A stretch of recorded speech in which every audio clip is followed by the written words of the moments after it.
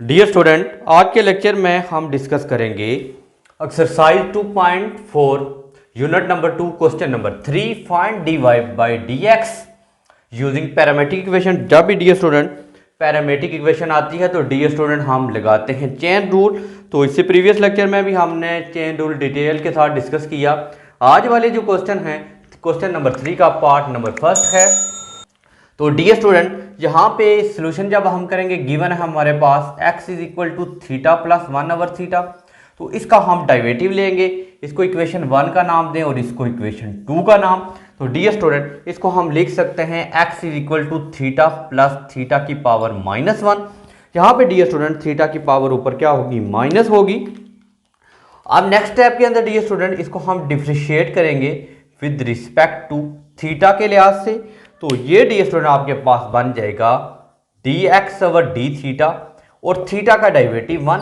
तो यहाँ पे डियर स्टूडेंट पावर माइनस में और एक पावर से माइनस करेंगे तो ये dear student dx over d theta हमारे पास बनेगा 1 माइनस थीटा की पावर -1।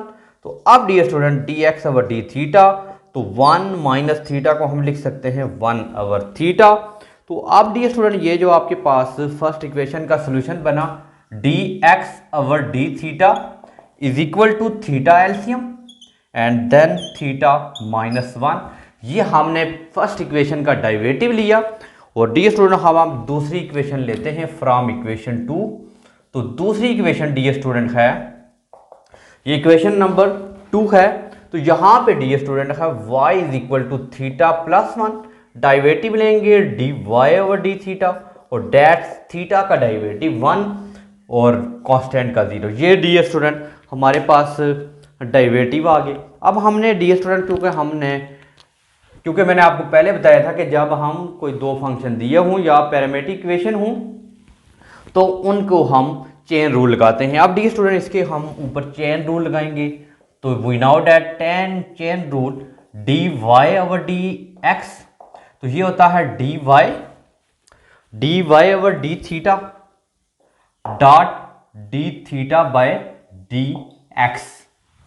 तो यहां पे डियर स्टूडेंट आप देखें dy ओवर dx, और अगर आप देखते हैं dy ओवर डी थीटा की वैल्यू हमने फाइंड की 1 और D theta by D x की वैल्यू देखें यहां पे D x by D theta है। तो इसका हम रेसिप्रोकल, ये वैल्यू इसका जब डियर स्टूडेंट ये था, तो जब इसका डियर स्टूडेंट हम रेसिप्रोक लेंगे तो वैल्यूज क्या हो जाएंगी, उलट हो जाएंगी, थीटा ओवर थीटा -1। तो ये dy ओवर dx की जो वैल्यू आई है थीटा ओवर थीटा -1। ये क्वेश्चन नंबर 1 का सॉल्यूशन था। डियर स्टूडेंट इसका हम पार्ट नंबर 2 सॉल्व करते हैं। x is equal to a into 1 minus t square over 1 plus T square and y is equal to 2bt over 1 plus 2bt over 1 plus T square. तो dear student इसको हमें solve करने के दो method हैं। तो पहले तो हम उसी तरह इसका t के लिहाज से डिफ्रेंशिएट करें, इसका y को भी t के लिहाज से डिफ्रेंशिएट करें और चेन रूल लगा दें। अगर हम ये मुश्किल मेथड है, अगर हम टाइम कंज्यूम करेगा, इसका एक आसान मेथड है, उस मेथड के साथ डियर स्टूडेंट हम इसके टेक्निक लगाते हैं और सॉल्व करने की कोशिश करते हैं। ये वाली इक्वेशन है डियर स्टूडेंट, अगर मैं यहाँ पे x ये डिवाइड कर लूँ तो ये मेरे पास बन जाएगा 1 माइनस टी स्केयर और 1 प्लस टी स्केयर। और दूसरी डियर स्टूडेंट जो इक्वेशन है, अगर मैं इसको भी b आके डिवाइड कर लूँ, y over b is equal to 2t over 1 plus T square. ये दो इक्वेशन बन गई। अब डियर स्टूडेंट इनका मैं स्केयर भी लूँ तो ऐड भी कर दूँ बोथ साइड पे, यानी ये इक्वेशन 1 का नाम है डियर स्टूडेंट, इसको मैं डियर स्टूडेंट इक्वेशन 1 का नाम लेता हूँ और इक्वेशन 2 का नाम लेता हूँ। अब डियर स्टूडेंट मैं इक्वेशन 1 को ऐड भी करता हूँ और साथ स्केयर भी बोथ साइड कर लेता हूँ। तो अब डियर स्टूडेंट जब हम ये फंक्शन लगाएंगे तो x ओवर a का whole square plus y over b का स्केयर, यानी इसकी लेफ्ट हैंड साइड इसकी लेफ्ट हैंड साइड के साथ यहाँ पे अगर हम देखें 1 minus t square over 1 plus T square, यहाँ पे भी होल स्केयर कर लें और plus 2t over 1 plus T square का होल स्केयर कर लेते हैं।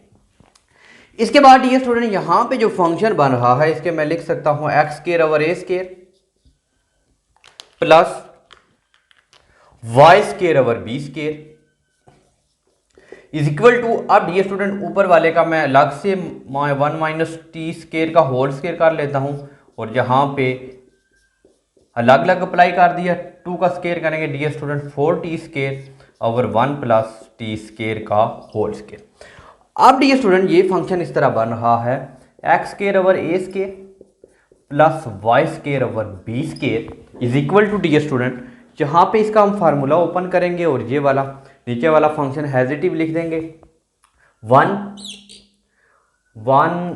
प्लस टी की power 4 minus 2t square A minus B whole square का फार्मूला, और our D student 1 plus T square का whole square plus D student 4t square over 1 plus T square का whole square.